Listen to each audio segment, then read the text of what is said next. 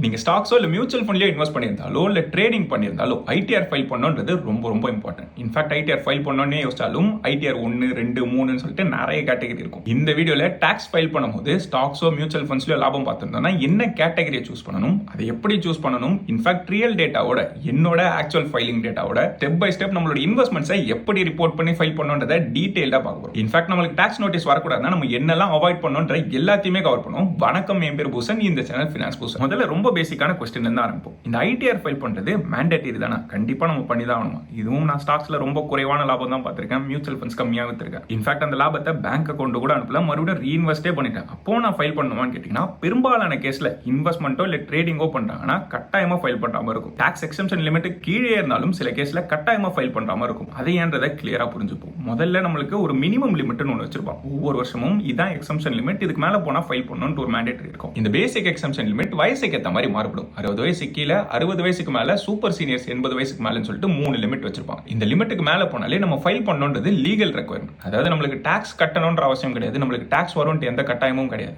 ஆனால் நம்ம இந்த லிமிட்டை தாண்டணும்னா ஃபைல் பண்ணணும்ன்றதா ரெக்வயர்மெண்ட். ஒரு எக்ஸாம்பிள் சினாரியோ கொடுக்கணும்னா 25 வயசுல இருக்கீங்க, 6 லட்ச ரூபா வருஷத்துக்கு சம்பாதிச்சிருக்கீங்க. இதுக்கு நீங்க டாக்ஸ் கட்டணும்லாம் அவசியம் கிடையாது. ஆனா ஐடிஆர் ஃபைல் பண்ணணும்ன்றது மேண்டேட்டரி. இதே நீங்க எஃப்என்டோ இன்ட்ராடே ட்ரேடிங்கோ பண்ணி நீங்க லாபமே பார்க்கலனாலும் சரி, இல்ல உங்களோட எக்ஸம்ஷன் லிமிட் கீழே இருந்தாலும் சரி, நீங்க ஐடிஆர் 3 சூஸ் பண்ணி ஃபைல் பண்ணணும்ன்றது மேண்டேட்டரி. ஏன்னா எஃப்என்டோவையும் ட்ரேடிங்கையும் பிசினஸ் இன்கமா போடுவாங்க, அவங்க கண்டிப்பா ஃபைல் பண்ணுவாங்க. இதுக்கு அடுத்து ஃபியூச்சர்ல சில ப்ராப்ளம்ஸ் அவாய்ட் பண்ணனாலும் ஐடிஆர் ஃபைல் பண்ணணும். உதாரணத்துக்கு ஒரு ஹவுசிங் லோனோ இதர லோன் வாங்க போறீங்கன்னா ஐடிஆர் ஃபைல் பண்ணிருக்கீங்க கேட்பாங்க. இந்த மாதிரி ஐடிஆர் ஃபைலிங் இருந்ததுன்னா நம்மளோட கிரெடிட் ஹிஸ்டரிக்கே அது ஸ்ட்ராங்கா இருக்கும், அதுக்கு ஃபைல் பண்ற மாதிரி இருக்கும். இல்ல வெளிநாட்டுக்கு போறீங்க, விசா அப்ளிகேஷன் போறீங்கனாலும் ஐடிஆர் ஃபைலிங் இருக்கான்னு கேட்பாங்க. ஜீரோ டாக்ஸ் ஃபைலிங் பண்ணியிருந்தாலும் அந்த டாக்குமெண்ட்டுக்கும் ஒரு வேல்யூ உண்டு. இல்ல உங்களுக்கு அதிகமா டாக்ஸ் எங்கேயா பிடிச்சிருக்காங்கன்னா அது ரீஃபண்ட் வாங்கினாலும் ஃபைலிங் பண்ணா மட்டும்தான் அதை வாங்க முடியும். அதை தவிர்த்து ஹை வேல்யூ டிரான்சாக்ஷன் ஏதாவது பண்ணிருந்தீங்கனாலும் ஐடிஆர் ஃபைல் பண்ற மாதிரி இருக்கும். உதாரணத்துக்கு 1 லட்ச ரூபாய்க்கு மேல கரண்ட் பில் கட்டுறீங்க, இல்ல ஒரு பெருசா கேஷ் டிரான்சாக்ஷன் பண்ணிருக்கீங்கன்னா ஐடிஆர் ஃபைல் பண்ணணும். ஆல்மோஸ்ட் நம்ம பண்ணக்கூடிய எல்லா பினான்சியல் டிரான்சாக்ஷன்ஸும் ஏஏ ஸ்டேட்மெண்ட்ல இருக்கும். இதை ஆனுவல் இன்ஃபர்மேஷன் ஸ்டேட்மெண்ட் சொல்லுவாங்க. அதாவது நம்மளோட பேங்க்ஸும் ஸ்டாக் புரோக்கர்ஸும் இந்த இன்ஃபர்மேஷன் எல்லாத்தையுமே இன்கம் டாக்ஸ் டிபார்ட்மெண்ட்டுக்கு ரிப்போர்ட் பண்ணிடுவாங்க. இது எல்லாத்தையுமே நம்மளாலேயே நம்மளோட ஏஏ ஸ்டேட்மெண்ட்ல பார்க்க முடியும். இன்கம் டாக்ஸ் டிபார்ட்மெண்ட் கிட்ட அந்த ரெக்கார்ட்ஸ் எல்லாமே இருக்கும். அந்த மாதிரியான ரெக்கார்ட்ஸ் எல்லாமே இருக்கிறதுனால நம்ம ஃபியூச்சர்ல ஏதாவது தப்பா ஃபைல் பண்ணி மாட்டாலும் நம்மளோட பழைய ரெக்கார்ட் எடுத்து இன்ஸ்பெக்ட் பண்றதுக்கும் வாய்ப்பு இருக்கு.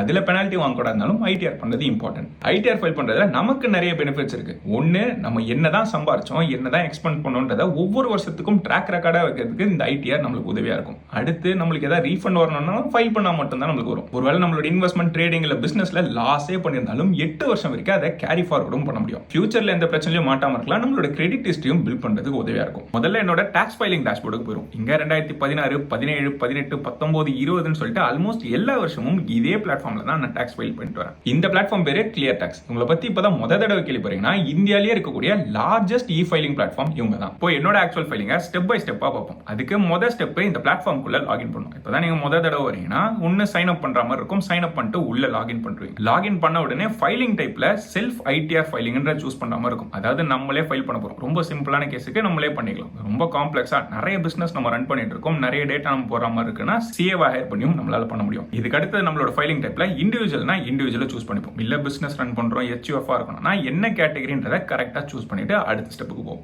இங்க நம்மளோட பேன் கார்டும் டேட் ஆஃப் பர்த்தும் என்டர் பண்ணும். யூசுவலா நம்மளோட ஃபினான்ஷியல் ரெக்கார்ட்ஸ் எல்லாமே நம்மளோட பேன் கார்டு கூட தான் லிங்க் ஆயிருக்கும். அதனால தான் பேன் டீடைல்ஸ் இங்க என்டர் பண்றோம். இதுக்கு அடுத்து ஆதார் ரெஜிஸ்டர் மொபைல் என்டர் பண்ணி வெரிஃபை பண்ணணும். ஒரு ஓடிபி வரும். அந்த வெரிஃபிகேஷன் முடிஞ்ச உடனே நம்மளோட டேட்டா எல்லாமே ப்ரீஃபில் ஆயிடும். ஆல்மோஸ்ட் நம்மளோட எல்லா ஃபினான்ஷியல் டிரான்சாக்ஷனுமே இங்க ஆட்டோ பாப்புலேட் ஆயிடும். இப்போ நீங்க salaried எம்ப்ளாயி இருந்தீங்கன்னா உங்களோட ஃபார்ம் 16 டீடைல்ஸ் எல்லாம் இங்க ஃபில் ஆயிரும். அதே மாதிரி டிவிடெண்ட்ஸ் வந்திருந்தா அதோட டிடிஎஸ், வேற எதுக்காக டிடிஎஸ் பிடிக்கப்பட்டிருந்தா அந்த டேட்டாவும், நிறைய பேங்க் அக்கௌண்ட் வச்சிருந்தா ஒவ்வொரு பேங்க்ல இருந்தும் எவ்வளவு இன்ட்ரெஸ்ட் வந்ததுன்றது முதல் கொண்டு எல்லா டேட்டாவுமே இங்க வந்துடும். வீடியோ ஆரம்பத்திலே சொல்லியிருப்பேன், ஐடி டிபார்ட்மெண்ட்டுக்கு நம்மளோட ஃபினான்ஷியல் டிரான்சாக்ஷன் எல்லாம் ஆல்ரெடி ரிப்போர்ட் செய்யப்பட்டிருக்கும். இது ஏஎஸ்ல இருக்கும். அந்த டேட்டா எல்லாமே இங்க ஆட்டோ பாப்புலேட் ஆகும். இங்க கவனிச்சீங்கன்னா என்னோட இன்கம், டிடிஎஸ் டீடைல்ஸ், டிவிடெண்ட்ஸ் பிடிக்கப்பட்டது, அதுக்கு எவ்வளவு டாக்ஸ் பிடிச்சாங்கன்ற எல்லா விஷயமும் ஒரு சில செகண்ட்ல கம்ப்ளீட்டா ஆட்டோ பாப்புலேட் ஆயிடுச்சு. இதே நம்மளே மேனுவலா ஃபைல் பண்ணோம்னா இதெல்லாம் நம்ம டைப் பண்ணிட்டு இருக்க மாதிரி இருக்கும். இங்க நம்ம எதுவுமே பண்ணாம அதுவே ஆட்டோ பாப்புலேட் ஆயிடுது. இதுக்கு அடுத்து தான் இன்ட்ரெஸ்டிங்கான பார்ட், என்னோட ஆக்சுவல் இன்வெஸ்ட்மெண்ட் இன்கம் எப்படி ஆட் பண்றது. ஸ்டாக்ஸ், மியூச்சுவல் ஃபண்ட், ட்ரேடிங்லாம் பண்ணியிருந்தா அந்த இன்கம் எப்படி ஆட் பண்றதுன்னு பார்ப்போம். அதுக்கு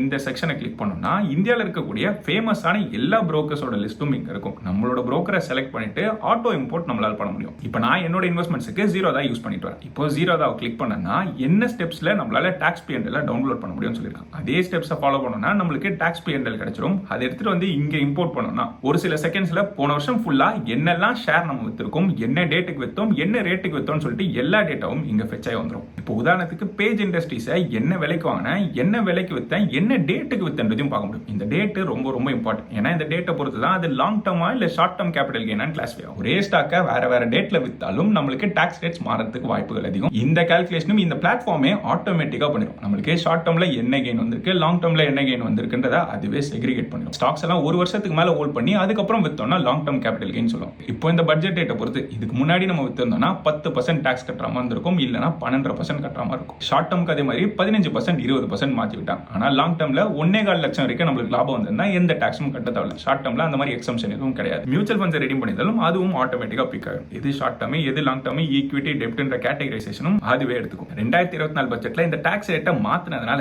இந்த பர்டிகுலர் டேட்டை பொறுத்து இந்த கால்குலேஷன் கொஞ்சம் மேனுவலா பண்ணும்போது காம்ப்ளெக்ஸா இருக்காம இருக்கும். ஆட்டோமேட்டிக்கா கிளியர் டாக்ஸ் பண்றதுனால நம்மளோட வேலை சிம்பிளிஃபை இருக்கும். இப்போ இங்க கவனிச்சீங்கன்னா எனக்கு என்ன ஐடிஆர் ஃபார்ம் சூஸ் பண்ணணும்ன்றதையும் இதுவே ஆட்டோமேட்டிக்கா சூஸ் பண்ணும். என்னோட கேஸ்ல ஐடிஆர் 3 சூஸ் பண்ணிருக்கு. ஜென்ரலா பிசினஸ் இன்கம் இருந்தாலோ இல்ல ஃபியூச்சர்ஸ் அண்ட் ஆப்ஷன் ட்ரேடிங் பண்ணியிருந்தாலோ இன்ட்ராடே ட்ரேடிங் பண்ணியிருந்தாலோ அதுல லாபம் பண்ணியிருந்தாலும் சரி இல்ல நஷ்டம் பண்ணியிருந்தாலும் சரி நம்ம ஐடிஆர் 3 சூஸ் பண்ற மாதிரி இருக்கும். ஆனா பிரிசம்டிவ் டாக்ஸேஷன் எடுக்கணும்னு நினைக்கிறவங்க ஐடிஆர் 4 ஃபைல் பண்ண முடியும். இந்த டீடைல்ஸ் எல்லாம் நம்ம மெமரைஸ் பண்ணணும்ன்ற அவசியம் எல்லாம் கிடையாது. இது ஆட்டோமேட்டிக்கா கிளியர் டாக்ஸே நம்மளுக்கு டேக் கேர் பண்ணிடும். இப்போ நீங்க மேனுவலா ஃபைல் பண்றீங்கன்னா என்ன ஃபார்ம் செலக்ட் பண்ணணும்ன்றத ரொம்ப பெரிய பிரச்சனையா இருக்கும். நிறைய பேர் தப்பான ஃபார்மை செலக்ட் பண்ணிட்டு ஃபைல் பண்ணிட்டு அதை கரெக்ஷன்ல மறுபடியும் ஃபைல் பண்ற மாதிரி இருக்கும். அந்த மிஸ்டேக் இந்த பிளாட்ஃபார்ம்ல நடக்காது. என்னோட சிச்சுவேஷனுக்கு ஐடிஆர் 3 சூஸ் பண்ணும். இதுக்கு ஒரு முக்கியமான காரணம் என்னோட ரெசிடென்சி. அதாவது நான் என்ஆர்ஐயா இருக்கிறதாலும் இந்தியால பிசினஸ் இன்கம் இருக்கிறதாலும் எனக்கு இந்த ஃபார்ம் சூஸ் பண்ணணும். இதுவுமே ஆட்டோமேட்டிக்கா நடந்தது. அதுக்கான காரணத்தையும் இங்க நம்மளால பார்க்க முடியும். இப்போ இந்த ஐடிஆர் ஃபார்ம் செலக்ட் பண்றதுக்கான டேபிளையும் இங்கே நம்மளால பார்க்க முடியும். வெறும் சேலரி இன்கம் மட்டும் தான் இருக்கு. அதுவும் 50 லட்சத்துக்கும் குறைவா இருக்கு. வேற எந்த பெரிய லாபமோ நஷ்டமோ எல்லாம் கிடையாது. அதாவது கேபிட்டல் கெயின்ஸ்ல லாங் டர்ம் கேபிட்டல் கெயின் லிமிட்டுக்குள்ள இருந்ததுன்னா ஐடிஆர் 1 செலக்ட் பண்ணிக்கலாம். இதுதான் ரொம்ப சிம்பிளான கேஸ். இல்ல ஒருவேளை கேபிட்டல் கெயின்ஸ் இருந்து பிசினஸ் இன்கம் இல்லாம இருந்ததுன்னா ஐடிஆர் 2 செலக்ட் பண்ணணும். அப்படியும் இல்ல ஒருவேளை பிசினஸ் இன்கமோ இல்ல F&Oல லாபமோ நஷ்டமோ பண்ணியிருந்தாலோ இல்ல இன்ட்ராடேல லாபம் நஷ்டம் பண்ணியிருந்தாலோ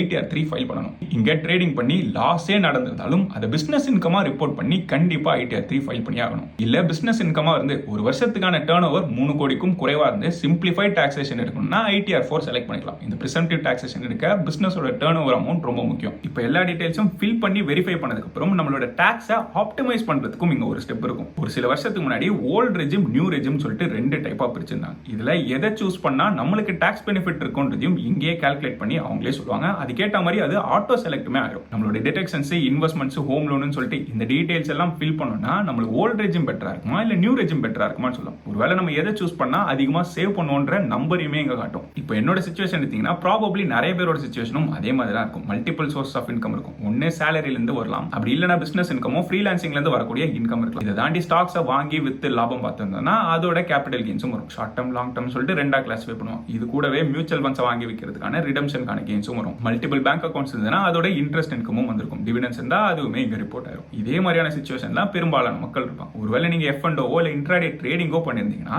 அதையும் நீங்க பிசினஸ் கேட்டகரியில காட்டுற மாதிரி இருக்கும். இந்த F&O இன்கம் கேபிட்டல் கெயின்ஸ் கிடையாது, இது பிசினஸ் இன்கமா தான் காட்டணும். ஒருவேளை நம்மளுக்கு நஷ்டமே இருந்தாலும் இதை ரிப்போர்ட் பண்ற மாதிரி இருக்கும். நஷ்டம் இருந்தா ரிப்போர்ட் பண்றது இன்ஃபேக்ட் ரொம்பவே நல்லதுன்னு சொல்லலாம். ஏன்னா இந்த நஷ்டத்தை நம்மளால 8 வருஷம் வரைக்கும் கேரி ஃபார்வர்ட் பண்ண முடியும். அதாவது அடுத்த வருஷம்லாம் லாபம் பார்க்கணும்னா இந்த நஷ்டத்தை கணக்கு காட்டி அடுத்த வருஷத்துக்கான டாக்ஸை நம்ம குறைக்க முடியும். ஒருவேளை போன வருஷம் நஷ்டப்பட்டு அதை ஃபைல் பண்ணியிருந்தாலும் இந்த வருஷத்தோட லாபத்தை கூட நம்மளால ஆஃப்செட் பண்ண முடியும். எனக்கு அந்த மாதிரியான டேட்டா கிடையாது. அந்த மாதிரியான டேட்டாக்கான ஒரு டெமோவையுமே இங்க காட்டுறேன். நம்மளோட கேரி ஃபார்வர்ட் செக்ஷன்ல இந்த டேட்டாவை நம்மளால பார்க்க முடியும். இப்போ இதே ஃபைலிங்க கவர்மெண்ட் வெப்சைட்லயும் நம்மளால பண்ண முடியும். ஆனா புதுசா ஒருத்தர் அங்க போய் பண்றாருன்னு வச்சுக்கோங்க, அதுவும் கேபிட்டல் கெயின்ஸோ ட்ரேடிங் இன்கமோ இல்ல பிசினஸ் இன்கமோ இருந்து தடவை பண்றவங்களுக்கு ரொம்ப ரொம்ப கன்ஃபியூசிங்காகவும் காம்ப்ளெக்ஸாகவும் இருக்கும்னே சொல்லலாம். ஏன்னா அங்க போய் பார்த்தோம்னா எக்கச்சக்கமான ஸ்கெடியூல்ஸ் இருக்கும். Schedule AL BP CG EA சொல்லிட்டு நிறைய ஸ்கெடியூல்ஸ் இருக்கும். இது எல்லாத்தையும் நம்ம மேனுவலா ஃபில் பண்ற மாதிரி இருக்கும். அதாவது நம்மளுக்கு ஆட்டோ இம்போர்ட்லாம் எதுவுமே இருக்காது. நம்ம ஒன்னொன்னுத்தையும் கொஞ்சம் கொஞ்சமா மேனுவல் என்ட்ரி போடுற மாதிரி இருக்கும். அதுல நம்ம பண்ணும்போது ஒண்ணுமே புரியாத காம்ப்ளெக்ஸான டேர்ம்ஸும் ஜார்கன்ஸும் அதிகமா இருக்கும். அதுல வரக்கூடிய எரர்ஸை ரிசால்வ் பண்றதும் தலைவலியா இருக்கும். இங்க கிளியர் டாக்ஸ்ல ஒரு கிளீனான வியூ இருக்கும். அதாவது நம்ம என்ன டேட்டா என்டர் பண்ணிருக்கோம், எதை பார்க்கறோம்ன்றது நம்மளுக்கு கிளியரா புரிஞ்சிடும். அதை விட இம்பார்ட்டன்ட்டா எல்லா டேட்டாவும் ப்ரீ ஃபில்லும் ஆயிருது. அதை நம்ம வேலிடேட் பண்றது மட்டும் தான் நம்மளோட வேலையா இருக்கும். அதே கவர்மெண்ட் ஃபார்ம்ஸை சிம்பிளிஃபைடாவும் கைடடாவும் பார்க்கணும்னா இந்த கிளியர் டாக்ஸ் பிளாட்ஃபார்மை ப்ரிஃபர் பண்ணலாம். இது கன்வீனியன்ஸ்க்கு மட்டும் கிடையாது. மோஸ்ட் கேசஸ்ல நம்மளோட டேட்டா அக்யூரேட்டா வருது. அதுவும் ITR டிபார்ட்மெண்ட்ல இருந்தே அது ஆட்டோமேட்டிக்கா ப்ரீ ஃபில் ஆகியும் வருது. அதனால நம்ம நிம்மதியா தலைவலி இல்லாம மேனுவலா எதுவும் பண்ணாம நம்மளே முடிச்சிடலாம். நீங்களும் உங்களோட ஐடியா கிளியர் டாக்ஸ் மூலமா பண்ணலாம். இதுக்கான லிங்க் டிஸ்கிரிப்ஷன்லயோ இல்ல கமெண்ட்லயோ வரும். இங்க தெரியுற கூப்பன் கோடான FB டாக்ஸ்ன்றதை யூஸ் பண்ணீங்கன்னா 10% வரைக்கும் எக்ஸ்ட்ரா டிஸ்கவுண்ட் உங்களுக்கு கிடைக்கும். இப்போ இந்த டேட்டா எல்லாத்தையும் வெரிஃபை பண்ணிட்டு நெக்ஸ்ட் கொடுத்து ப்ரொசீட் பண்ணி கடைசி ஸ்டெப்புக்கு போயிட்டு நம்மளோட டாக்ஸ் ஃபைலிங்கை நம்மளால முடிச்சிட முடியும். இதை பண்ணி முடிச்சோம்னா நம்மளோட இந்த வருஷத்துக்கான டாக்ஸ் ஃபைலிங் முடிஞ்சிருக்கும். ஆனா இன்னும் ஒரு இம்பார்ட்டன்டான ஸ்டெப் இருக்கும். இது ரொம்ப ரொம்ப சிம்பிளான ஸ்டெப் தான். இதுதான் இ வெரிஃபிகேஷன் சொல்லுவாங்க. அதாவது நம்ம ஃபைல் பண்ணிட்டோன்றதை கடைசியாக வெரிஃபை பண்ணணும். இதுக்கு நம்மளோட ஆதார் ஓடிபியை போட்டு வெரிஃபை பண்ணா போதும். இந்த இ வெரிஃபிகேஷன் முடிச்சாதான் மொத்த ஃபைலிங் ப்ராசஸும் முடிஞ்ச மாதிரி அதையுமே இங்க இருந்தே பண்ணிடலாம். இப்போ காமனா நம்ம அவாய்ட் பண்ண வேண்டிய ஐடிஆர் மிஸ்டேக்ஸ் என்னன்றதை பார்ப்போம். இதுல முதல் மிஸ்டேக் நம்மளோட டிரான்சாக்ஷன்ஸை கம்மியா ரிப்போர்ட் பண்றது. முன்னாடியே சொல்லியிருப்பேன், ஐடி டிபார்ட்மெண்ட் கிட்ட நம்மளோட டிரான்சாக்ஷன்ஸ் எல்லாமே ஆல்ரெடி இருக்கும். ஏஎக்ஸ்ன்ற சிஸ்டத்துல எல்லாமே ஃபீட் ஆயிருக்கும். அந்த டேட்டாவை கம்மியா ரிப்போர்ட் பண்றோம்னா ஆட்டோமேட்டிக்கா சிக்னல் ட்ரிகர் ஆயிடும். இன்ஃபேக்ட் ஐடி டிபார்ட்மெண்ட் ரீசெண்டா ஏஐயோட ஹெல்ப்பை யூஸ் பண்ணி டிஸ்கிரிபன்சிஸை கண்டுபிடிக்க ட்ரை பண்றாங்க. நிறைய பேருக்கு நோட்டீஸ் வந்துட்டு இருக்கு. அந்த மிஸ்டேக்கை பண்ணிடாதீங்க. ரெண்டாவது, இன்கம் தப்பா கிளாஸிஃபை பண்றது. எஃப்&ஓ இன்கம் நிறைய பேர் கேபிட்டல் கெயின்ஸ் கிளாஸிஃபை பண்ணிருப்பாங்க. ஆக்சுவலா அது பிசினஸ் இன்கம் தான் பண்ணும். ஸ்டாக்ஸை வாங்கி அதை டெலிவரியில வித்திருந்தோம்னா தான் அது கேபிட்டல் கெயின்ஸ். இதே ஃபியூச்சர்ஸ் அண்ட் ஆப்ஷன் ட்ரேடிங் பண்ணியிருந்தாலோ இன்ட்ராடே ட்ரேடிங் பண்ணியிருந்தாலோ அதுல இருந்து வரக்கூடிய லாப நஷ்டம் எல்லாமே பிசினஸ் இன்கமா கன்சிடர் செய்யப்படும். அதுல நஷ்டமே வந்தாலும் நம்ம ஃபைல் பண்ணணும். நமக்கு ஸ்டாக்ஸ்ல இருந்து வரக்கூடிய டிவிடெண்ட் இன்கமே டாக்ஸபிள் தான். இதையுமே மிஸ் பண்ணக்கூடாது. அதே மாதிரி நமக்கு ஸ்டாக்ஸ்லயோ இல்ல மியூச்சுவல் ஃபண்ட்ஸ்லயோ ட்ரேடிங்லயோ நஷ்டம் வந்ததுன்னா அதை ரிப்போர்ட் பண்றதும் ரொம்ப ரொம்ப இம்பார்ட்டன்ட். ஏன்னா அடுத்த 8 வருஷம் வரைக்கும் அந்த நஷ்டத்தை கேரி ஃபார்வர்ட் பண்ணலாம். நாளைக்கு ஃபியூச்சர்ல நமக்கு நம்மளோட டாக்ஸ் லைபிலிட்டியை குறைக்கிறதுக்கு இந்த கேரி ஃபார்வர்ட் ஹெல்ப்ஃபுல்லா இருக்கும். அதே மாதிரி டெட்லைனை மிஸ் பண்ணாம ஃபைல் பண்ணணும். அதுவும் கடைசி நிமிஷம் வரைக்கும் வெயிட் பண்ணோம்னா நிறைய பேர் ஃபைல் பண்ணுவாங்க. சிஸ்டம் ஹேங் ஆயிரும். நம்ம ஃபைலே பண்ணாம விட்டுரும். லேட்டா ஃபைல் பண்ணா பெனால்ட்டி கட்டுற மாதிரி வேற இருக்கும். ஃபைல் பண்ணி முடிச்சாலும் கையோட இ வெரிஃபிகேஷன் முடிச்சிருங்க. அதை முடிக்கிறதுக்கு 1 நிமிஷம் தான் ஆகும். அதை கையோட முடிச்சிட்டீங்கன்னா அடுத்த ஸ்டெப் எதுவும் பெண்டிங் இருக்காது. இந்த இ வெரிஃபிகேஷனை நம்ம ஃபைல் பண்ணி முடிச்சா 30 நாளுக்குள்ள முடிச்சா. அதே மாதிரி உங்ககிட்ட மல்டிபிள் ஸ்டாக் புரோக்கர் அக்கௌண்ட் இருந்ததுன்னா அது எல்லாத்தையுமே இம்போர்ட் பண்ணி ஒழுங்கா ரிப்போர்ட் பண்ணுங்க. அதனால டூப்ளிகேஷனை அவாய்ட் பண்ணணும். அந்த டூப்ளிகேஷன் இருக்கான்றதையும் பார்த்துக்கோங்க. கரெக்டா கன்சாலிடேட் பண்ணி நீங்க பண்றீங்களான்னு செக் பண்ணிக்கோங்க. இல்ல இன்டர்நேஷனல் ஸ்டாக்ஸோ இல்ல கிரிப்டோ கரன்சியோ லாபம் பார்த்தீங்கன்னா அதுவும் கட்டாயமா ரிப்போர்ட் பண்ணுங்க. இந்த பிளாட்ஃபார்ம்ஸ் எல்லாமே ஐடிஆருக்கு ரிப்போர்ட் பண்றாங்க. நம்ம ஒருவேளை ஃபைல் பண்ணலன்னா நமக்கு நோட்டீஸ் வந்துடும். ஆல்மோஸ்ட் வெறும் 10-15 நிமிஷத்துல ஒரு காம்ப்ளெக்ஸான டாக்ஸ் ஃபைலிங்கே பண்ணிருக்க முடியும். இதுவும் மல்டிபிள் இன்கம் சோர்சஸ்ல இருந்து capital gains, trading income, business income சொல்லிட்டு எல்லாத்தையும் இன்க்ளூட் பண்ணி சிம்பிளா நம்மளால ஃபைல் பண்ணிருக்க முடியும். 2016 இருந்து இந்த பிளாட்ஃபார்ம் தான் யூஸ் பண்ணிட்டு இருக்கேன். பல மணி நேரமா மேனுவலா கால்குலேட் பண்ணி